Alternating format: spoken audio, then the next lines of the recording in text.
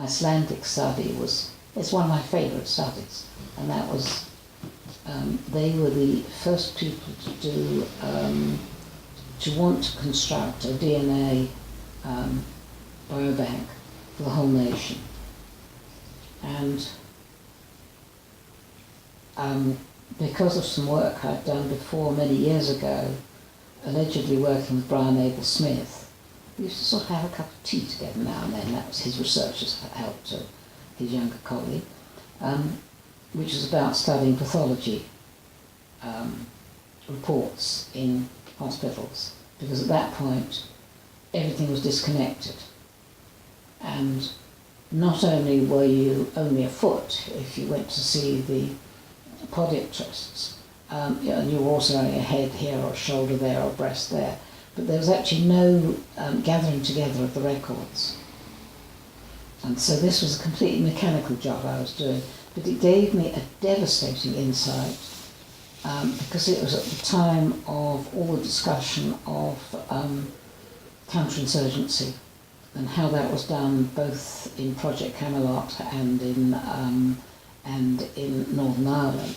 And that's, I suddenly saw these hospital records gathered together all around a single person would provide far too much information. They were terribly dangerous. And it's really one of the most boring, appalling pieces of research that most of us, that any of us have had published. And I couldn't talk about what was going on in my head, but when this turned up, I knew exactly what I was going on. At last, 20 or so years later, I knew what my concern was that gathering this data together with the incredibly powerful DNA data was such an aid to the surveillance society. So I wanted to go out and look at it. Well, I mean, I could, doing this thing, I suddenly thought, my God, would you really want your gynecological record, your mental health record, all this stuff to be together? If you were in a friendly, safe environment, fine, that's all good. But if you're not in a friendly, safe environment, this is not all right.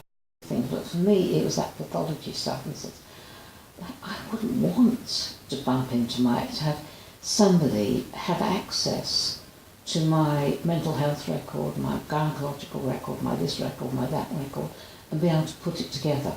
That's dangerous. And there's a great sense of danger.